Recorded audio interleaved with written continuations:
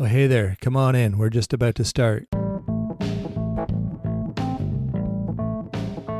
Welcome to My Wife the Dietitian, a fun weekly podcast about nutrition and healthy lifestyle.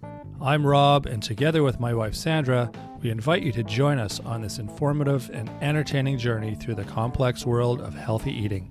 Join us each week as we strive to help you with transforming your overall health and relationship with food through up-to-date, evidence-based nutrition information.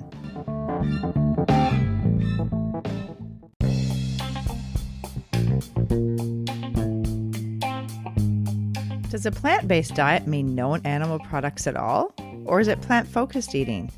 And what are some health benefits for women? Today we talk to Karen Hawkins from dietitiango.com. She talks all about plant-powered eating. Tune in for this interesting discussion. Enjoying the show? You can help others find it and enjoy it too by giving us a 5-star rating or review. If you feel like reaching out to us with a question or comment, you can send us an email at mywifetherd@gmail.com. And don't forget to visit our website at mywifethedietitian.com, as well as our social media pages. We're on Facebook, Instagram, and YouTube. Enjoy the show. Welcome to My Wife the Dietitian. Hello, Sandra. Hey, Rob. How are you? I'm good. How are you doing? Doing well. Good, good. Well, historically, there's been some famous vegetarians in history. Oh, really? Yeah, like Buddha and Confucius and Gandhi, Einstein. Da Vinci had a disdain for eating meat. Oh, really? Yeah, and Michael Pollan, the author of Food Rules and Omnivore's Dilemma and In Defense of Food, quoted, "Eat food, not too much, mostly plants." You know what would be interesting? I wonder if there's any information on why they were vegetarian and are vegetarian or vegan, and if it's the same reasons that people choose nowadays to be vegetarian or vegan. That'd be interesting. Yeah, well, I think there's ethical reasons. I think a lot of the people in history that were vegetarian, it was more about being one with living things and not killing things to eat. But there's lots of different reasons to become vegetarian. But today we're actually talking about if plant-based eating and diet is just plants, or is it, some animal products? Like, what does it mean? And how can you move towards more eating plants, but still include some animal products? Yeah. And we have a special guest with us as well. Yeah. So that's why we're here today. We're going to be talking to Karen Hawkins from Dietitian Go. That's her website, dietitiango.com. And she talks all about plant-powered eating. And it's more about just trying to include more plants and not necessarily becoming full vegetarian or vegan. And that was some of the questions that I wanted to talk with her about is, does plant-based diet mean eating no animal products at all? Or is it more just plant-focused eating? Mm-hmm. Yeah, it's a great discussion about basically stepping away from processed food. There's so many people with fast lives and too busy to eat and too busy to cook, and they're just eating the frozen lasagna like we mentioned in the episode here. And so it's about eating more vegetables, healthier instead of the processed foods, and how to do that, how to make those changes to eating more healthy, and maybe eating more vegetables instead of meat as well. And we talk about why the benefits of eating plant foods. So we get into a little bit of that as well. Yeah, no, this is a good topic. I get this question asked from a lot of clients. People are curious, like plant curious, and they're wondering if they should go full vegetarian or if they will still get benefits from just including more plant foods. It's a bit of everything, so stick around and we will give you all that you need to know about plant-powered eating.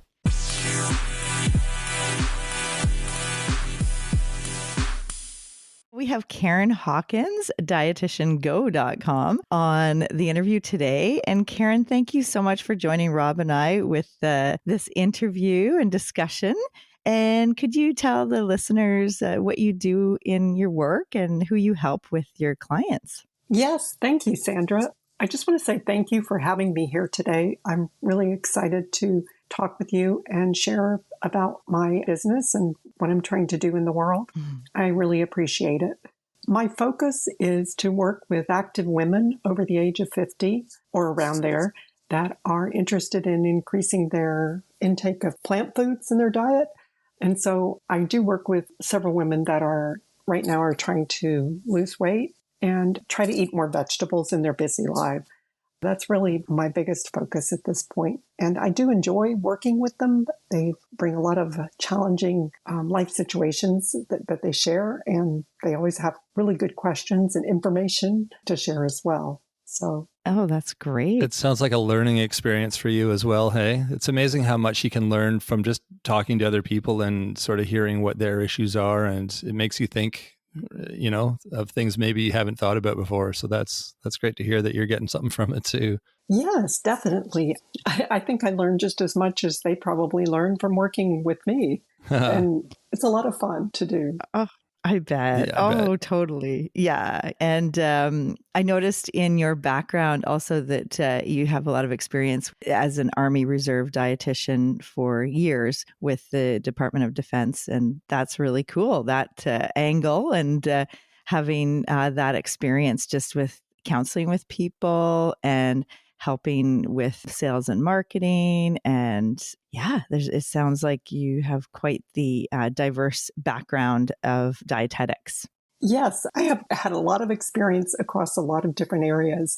Being in the Army Reserves has allowed me to work with people across all different sectors and parts of the U.S., as well as all different ages. So I've had the opportunity to do my internship through First Army Medical Center in San Antonio, Texas, a number of years ago. Yeah. The really cool part about that was at one point it was an old horse stables. Oh, really? Way back when. Yes. Yes. So I was in the old BAMC. And so we would walk through the wards, and to get from one ward or one unit to the other, we had to walk down the long corridors, and we could just picture, what it might have been like way back when they had, different troops and horses there. Oh, that's awesome. Wow. Very interesting. Wow.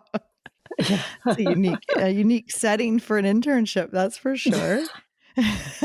It was, yes. And I have to say, of course, I'm partial, probably just like everyone. I think I had one of the best internships in the country, if not in the world.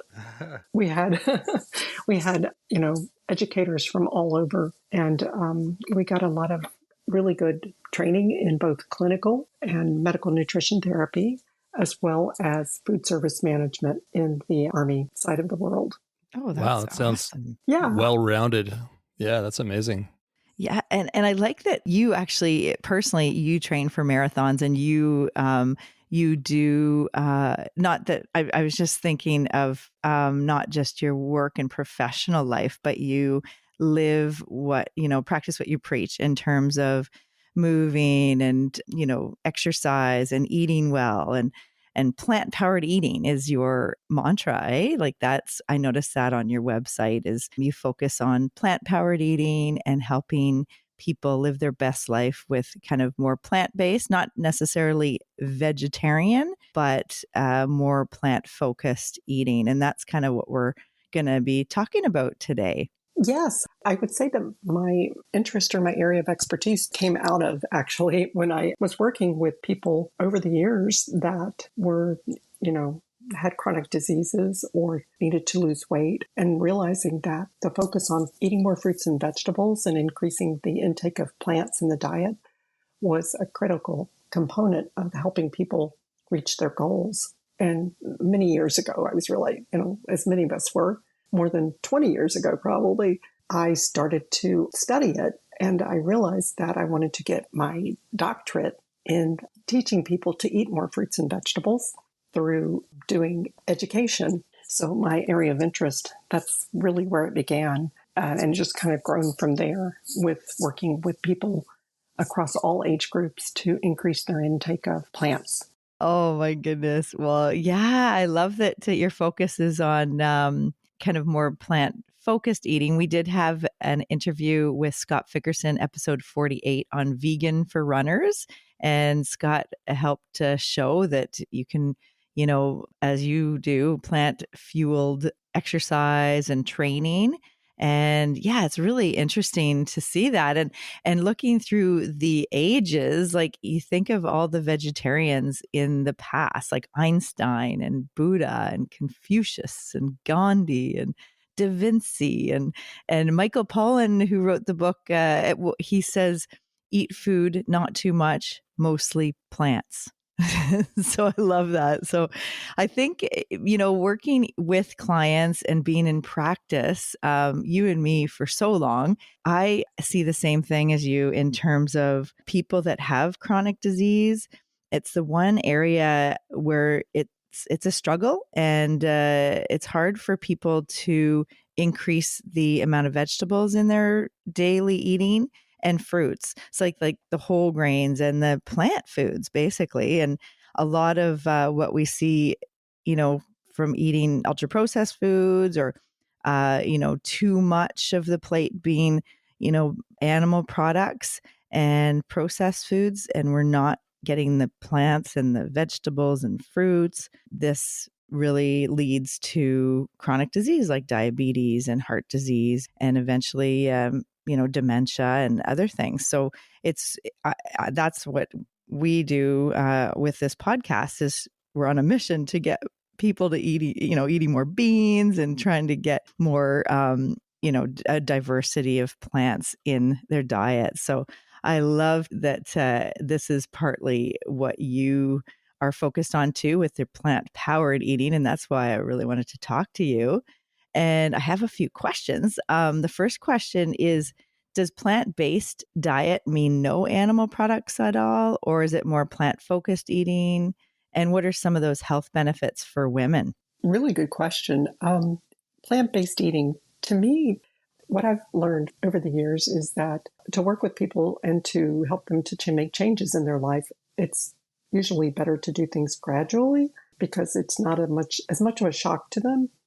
And so I found that to help people transition from maybe just eating less ultra-processed foods to maybe including a salad in their diet every day, or including an extra serving of fruit or an extra vegetable. So doing a gradual transition to plant-based focus versus going all or nothing. And most people that are really interested in it, eventually they will make the decision, what works for them, and whether it is to give up meat completely and use plant foods in place of meat, or if they're just happy with being a flexitarian and having meat occasionally or having it when they want it. I know that there's a true definition for people that are vegetarian, and there is a definition for those that are vegan. But then there's also those that may be on the other end of the spectrum, which are, they want to eat meat, but they may only do it a few times a week. So it can range across the spectrum. And I truly believe in, if you've been working with individuals, that letting them make the decision on what works for them personally. Yeah, you're probably going to have the best results too if it includes kind of their own, the way they're already leaning, instead of trying to completely change them. So if they really like chicken, then yeah, you can find something that allows them to include that and then make some other changes along the way as well. Yeah. That makes sense. Yeah, absolutely. And I think, I know Rob and I are pretty much like flexitarian, because there's a lot of days we'll just it'll be like vegetarian meals and not having a lot of meat, not intentionally, just how it works out in our week. But then definitely we'll still eat.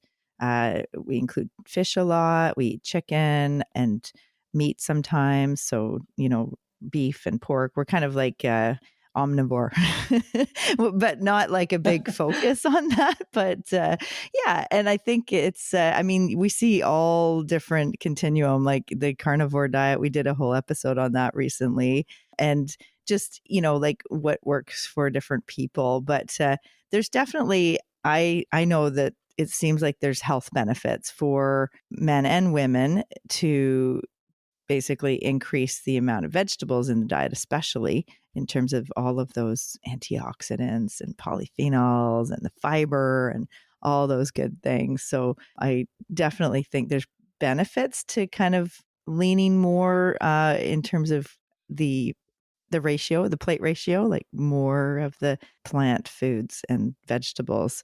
Is that what you see? Yes, definitely. I'm a strong supporter of going plant-based because of the health benefits that you just listed. And I do have friends that are vegan that are very strongly supportive of, a complete plant-based diet with no meat or meat products. And these are my, nurse practitioner friends and physician assistant friends and doctors. They will share with me that, it is important to look at the, having a plant-based diet when you're, for example, trying to reduce your cholesterol or you're trying to lower blood pressure. And so there's a lot of evidence-based, proven health benefits of a strong plant-based diet in support of that for some people, and maybe a lot of people actually. But again, I just know from working with the general population, especially when I'm looking at like the military community, a lot of people are when they're transitioning from going, maybe a heavy meat-based diet to more plants, it usually works well for them to go in the direction of like, okay, I'm going to do this very gradually and see what I can actually live with.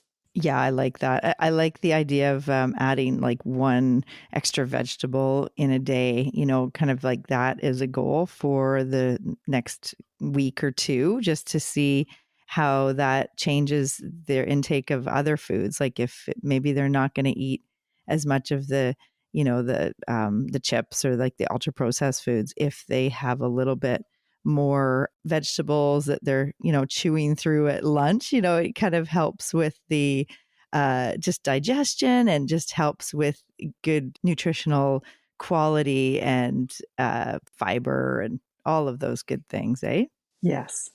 I was going to ask what you find with your clients, Karen, is the biggest challenge when they're sort of moving away from, well, maybe not moving away from meat, but trying to include more vegetables. So I guess they would be moving away. They'd be replacing meat with more vegetables. What is it that they struggle with the most? Is it like they really like meat and they like the taste of it, or they just don't know how to cook with, just vegetables? Or is there anything that stands out as being a challenge for them? Something that's really common is actually moving from ultra processed foods, because some of the folks that I work with are really busy, with having a full-time job. They may still have kids around the house, or they may have older parents in the house too that they're helping take care of. Mm-hmm. And so they've got all of these other things outside, and they're trying to stay physically active. Right. Trying to do all the good things and the things they have to do to keep life going. And so life is so busy that it's like, okay, well, it's going to be a lot easier to pull out that frozen lasagna and pop it in the oven for everyone to eat. Yep. Than, to do the meal planning on the weekend. Yeah, I hear you. Yeah. So we have to admit we have a frozen lasagna in our freezer, eh, Rob? Well, yeah. And I mean, there are nights when it comes in handy, but so we totally understand that situation. But I think for people, it is creating new habits, I guess, and having some tools in your toolbox to know how to make that change, I think is probably the biggest struggle, is my guess. And that's my observation. I mean, I've seen it with working with people. I mean, I'll even say with myself, if I can take the weekend and plan out the meals for the next week, they don't know how I'll have to be exact, but if I kind of have a general idea of what I'm going to have for the next 4 or 5 nights, then I'm more likely to stick with it. Totally. And that's, I teach the, clients, work with clients to do that. I do an assessment to figure out where they're at in their skill set in regards to planning, and then decide what, help them decide what's going to work for them as far as planning is concerned, and then taking into consideration their budget. And one of the things, though, that I've got to bring this one up, cooking and food prep.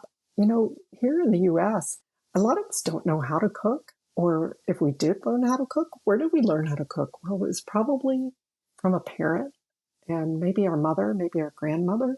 But many of us, our skill set really just involves, okay, I can heat it up in a pan, or I can heat it up in the microwave. Yep. Or I can, pop it in the stove and let the stove do the work. Right. Yeah. So the challenging thing is, learning how to use herbs and spices, learning how to even just air fry tofu, or just very basic skills that many people don't have. And then these are just really simple things, right? Totally. I know we always encourage on our podcast, this is just how Sandra and I are. We both like to play in the kitchen and experiment and be creative and just try things. And I think there's an intimidation factor with a lot of people when it comes to cooking, and they just feel like you just said, I don't know how to do it. And I don't even want to try because I'm scared I'm going to do it wrong. But I don't know that there is a right and wrong. I mean, like if you try something, it might not be gourmet, but it's still something and you did it yourself. And I think people need to just take those steps towards trying things and, throw an egg in the frying pan and see how it turns out. And then next time, maybe make it, add some spices to it and just start, I think, is just take that first step and don't be so scared to, scared of the kitchen. I love that. It also, just like with any skill, it takes practice, right? Like it's not inherently that we all are born to cook. It is a talent, but it's like any skill that you get better at is just doing it. So the more you practice, not practice makes perfect, but practice makes you better. So if you get the time and the energy and the creativity, and if you set yourself up for success, I think in the kitchen with the right tools and the time and space, that goes a long way to kind of getting your confidence up in the kitchen. Mm-hmm. So that might be one aspect to help with people, to try to figure out how to get healthy meals on the table that are homemade. Exactly. I think another thing too is there's all the shows. I was going to say, like on YouTube and on TV, there's all the cooking shows and everything, and it's helpful in a way, but it also adds to that intimidation factor because people watch these shows and they think, oh, that's what I have to do. I have to like have this like fancy like flaming dish with all these fancy ingredients in it, and I have to do it a certain way and stir it with a certain utensil. And no wonder people don't want to go in the kitchen. They think that's what the kitchen is, but that's just TV. It doesn't always have to be that fancy, and you can just do basic cooking and learn some basic skills and just enough to make your own dinner every other night or something like that. So keep searching and there will be something that's some information out there that's appropriate for your level of cooking expertise. Yeah. And less pressure, right? Like less like it has to be perfect and it has to be delicious and everyone has to love it. And if it's not good, then, I guess we should always go out to eat because I'm not a good cook, and people label themselves or they tell themselves that they don't know how to cook. It just reinforces that they're not trying and they're not going to even take the effort or like go into the kitchen to work on it. Right. Yeah. Exactly. Yeah. And one other thing that I've noticed as well is I call it the fear factor. One of the other things that plays into the fear factor is for some, it's the cost involved. So if you are, buying ingredients to make a different recipe and you either are afraid you're going to mess it up or you quote mess it up, or you don't like it and you don't want to eat it, well, then it's like, okay, well, sometimes people will think, well, gosh, I wasted money on that. That's and true. So they're like, I'm back up. I'm not going to do it.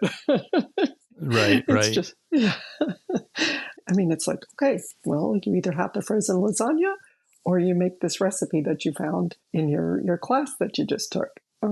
So helping people to build their confidence and get beyond that fear factor and, see how they feel about trying. And if it doesn't, like you said, if it doesn't work out, well, then okay, it's okay. Exactly. You can still eat it. Yeah, exactly. It's still food, right?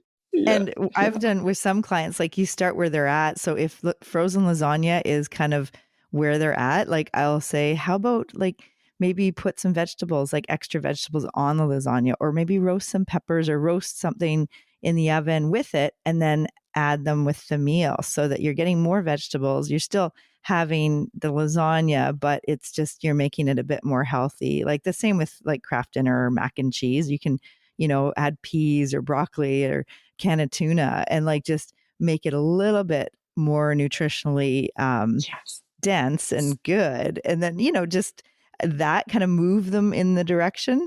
And I think Rob and I've done this a lot on our show here is talk about beans and trying to get like legumes and lentils and like half a cup of beans a day, or at least twice a week, which is something that is really difficult for clients that I see over and over again. That's the biggest challenge, is trying to get more, plant proteins and legumes and beans in, because partly it's like, what do you do with them? Like people don't know how to cook with beans because they didn't grow up with beans. So I think that's another challenge is, do you work with people and like how to include more legumes and beans and pulses? Oh, definitely. Early in my career, I worked for the Women, Infant, Children program, and I was a nutrition supervisor in the program for a couple of years. And WIC is phenomenal for nutrition education and actually making nutrition education, helping us make it real for people. And so one of the things that we did was we focused on how to teach people to get more beans into their diet and to eat more beans. And yes, for some had eaten beans and some had never had beans. And so we would, we would have recipes, and we would actually, bring out the food models and teach them how to put things together. And then we would, talk with them about how to, try to buy some less expensive spices, maybe some garlic powder or some onion, like include more onion in it. And then, of course, the cool thing was they would come back, in WIC to follow up. And we would always be able to ask them, well, were you able to try that recipe? And what did you think of it? Of course, that's a very different population, like, when you're working with someone in WIC versus working with a client that comes to your business and probably has more income and is, really ready to make changes in their eating habits. So it's just a different group to work with to try to get more beans, help them eat more beans. But many of the same concepts that we used in the WIC program can work across other populations as well. Yeah. Oh, yeah. Yeah. That gave you a lot of skill in terms of helping just problem solve and help people from where they're at and just improve their diet gradually, I bet. Yeah. Yeah. With your work, do you like offer any kind of cooking classes or anything? I'm just thinking it might align with kind of what you're doing, unless it's all online, but I guess you could still do things. It just sounds like you're working with a lot of people who sort of struggle with that aspect of it. So at this point, it is all online. I'm actually in the process of becoming a certified culinary medicine specialist. I'm getting a certification. Fun. Yeah. Oh, good for you. Oh my gosh, that is amazing. Oh, yeah. Actually, one of our previous episodes, we had Wesley McWhorter on. I don't know if you know him. He runs a whole program about culinary medicine and teaches physicians and other healthcare providers cooking, like culinary skills. He's down in Texas, I think, or Alabama or something like that, down south. Yeah. But yeah, really interesting interview. You're going to have your own YouTube channel soon, Karen. You're going to be teaching all your culinary medicine secrets and sharing your fancy meal plans on your YouTube channel, I bet. That's right. Yeah, it's we're one step at a time. I'm right now. Sure. I've signed up. Yeah. I just looked into it, Rob. It was episode 107, Food is Medicine with Dr. Wesley McWhorter. So we'll link that in the show notes today too, because he does the Teaching Kitchen Collaborative, Healthy Kitchens, Healthy Lives. I don't know if you've heard of that, but basically he teaches doctors and dietitians and other healthcare professionals culinary medicine. And I love that you're getting your certification to do that too. That's super amazing, because I think that's what we need is more practical help for people to eat better and get healthier with their nutritional intake. Yeah, I've actually, Dr. Timothy Harlan is the director for the program, the Culinary Medicine Specialist Board. He's at George Washington University, and it's the American College of Culinary Medicine who actually owns the program that I'm going through right now. And so he and I had met years ago. And the really cool thing is, and I'm all about doctors learning about it because I think it's a critical skill. And it's a place where we can actually connect with them and collaborate as dietitians. But I met him years ago, and he started out as a chef, and then he became a doctor. And so he went from Tulane University to now he's at George Washington University overseeing the program. Wow, Perfect that's combination. Really cool. Yeah, that's awesome. So I will definitely I'll listen to your podcast on it as well. Yeah, absolutely. It's just, I love that. I think with Wesley, he was a personal chef for years before he became a dietitian and before he did his doctorate and before he got into teaching doctors and dietitians and other healthcare providers culinary medicine. So similar journey. And I think that's really awesome. As Rob said, it's a good combination because it's hard to talk about nutrition and, try to move people towards healthier eating when if the practitioner doesn't have that like culinary skills and just learning the practical applications. It's like, it's not all about supplements and it's not all, you know what I mean? Like there's Yes. such an important role for food with nutrition, not just, nutrients. Yeah, nutrients is like there's the textbook information, but then you also need the practical skills and the how-to. So it's a great combination and be very useful in what you're dealing with, Karen. So that will be awesome to see when your YouTube channel comes out. I'm looking forward to that. Okay. No pressure. Rob, you're so funny. Yeah. So we got another question for you along those lines. This is something we ask all our guests, just because we like to get to know the culinary side of our guests and kind of what they like to do. So let's pretend we're going to a potluck dinner. What are you going to bring? That's a really good question. Yeah. This will be the first episode on your YouTube show. There we go. Cooking with Karen. The thing that I would bring, I like to watch Jane and Ann Esselstyn, their channel. I have their cookbook, Plant-Based Woman Warrior. Oh, fun. And it is so fun. They are hilarious. So anyway, but one of my favorite dishes that is so easy is just beans and rice. And then you bring up a lot of, things to add to it so that you can make like a bowl. You can have bowls of rice with black beans and some cut up avocado maybe, and cut up cucumbers and some salad to go with it and other vegetables. So one of my favorites is pickled onions, but oh yeah. Yeah. So is everything separate then? You bring everything in separate bowls, like just a big bowl of beans and rice, and then people just add their own toppings? Yeah. That's brilliant. I love that. Yeah. That's a great idea. Yeah. It's easy, yeah, and it's for not sure. foreign. Exactly. Oh, that's cool and easy to make too, I bet, hey? Yes, definitely. Wow. And it's almost like, remember, Rob, we were going to do potlucks with friends where everyone just, we will make the rice, the foundational part. Yeah. The rice or the noodles, or, we'll make, the foundational part of the meal, and then everybody brings toppings. So that would actually work really well with like the rice, and then you have the beans, and then other people, if you bring the other vegetables and you make different, rice bowls or Buddha bowls or poke bowls. That's awesome. I love that.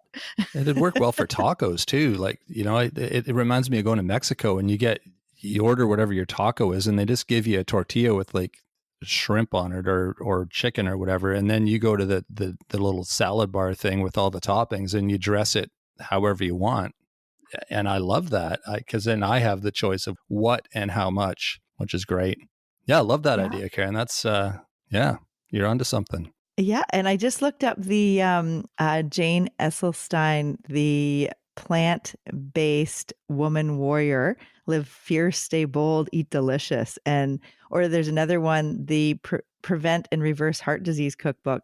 I'm going to definitely put that link in the show notes because I love that. It looks like a great resource for people. And along with obviously your website and your blog and your services, like how you help people. And we'll be like staying tuned for your certified culinary medicine specialist credentials that are becoming up soon. That is really exciting. Well, thank you. Yes, I'm really excited now, especially, but I've talked with you about it. Perfect. Yeah, that's right. Yeah, we'll have to have you back on the show when, just with updates and seeing how things are going. And yeah, I love hearing how people are progressing in terms of their skills and knowledge and teaching others. And it's just so exciting because the more that we can see more people cooking and using like whole foods from scratch and making delicious meals, the more healthier I think that our, families will get and our population. So I think that's a really important movement for population health, Yeah, I wholeheartedly agree. Yeah. Oh, good. Well, is there anything else that you wanted to mention before we say goodbye?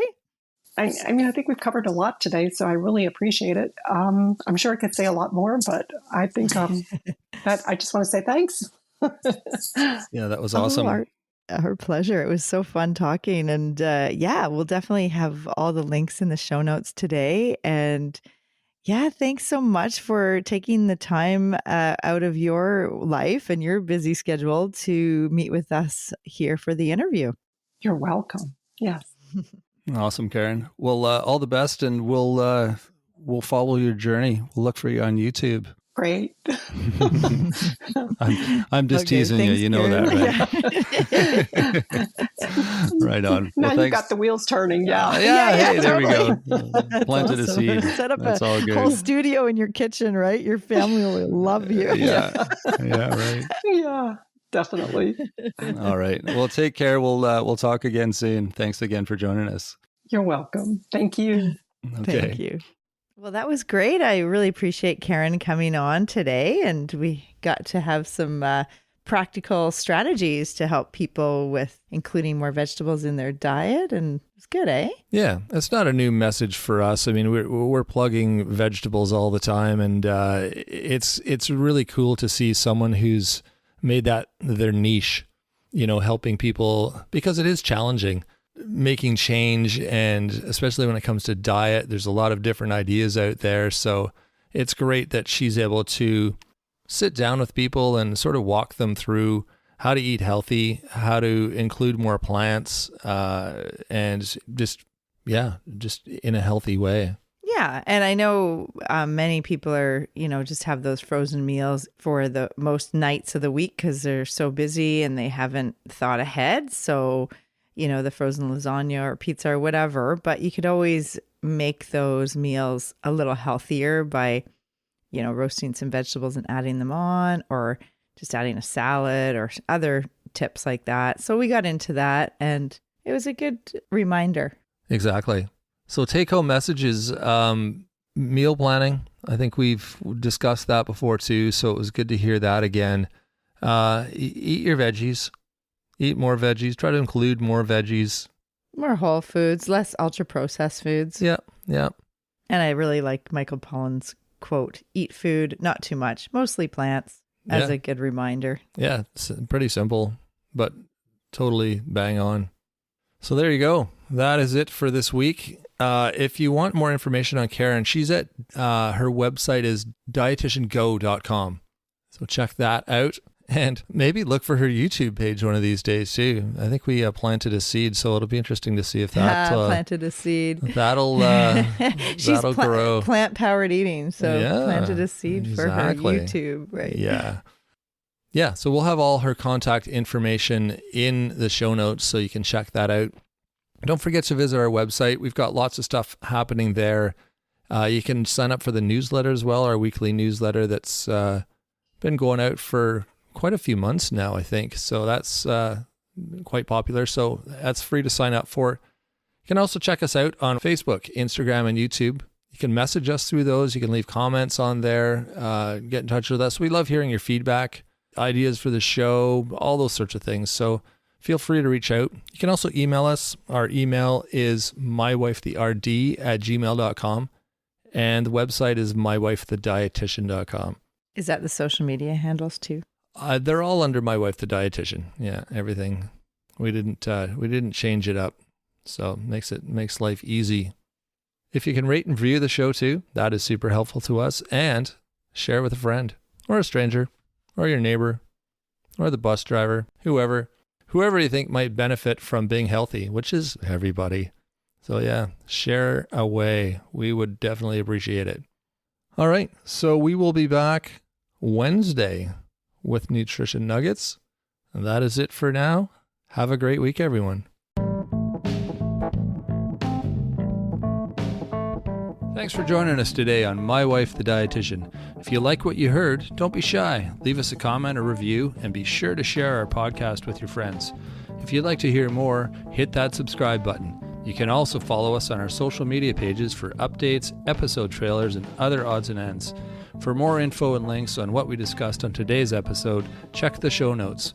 We'll be back next week with another informative and fun-filled episode.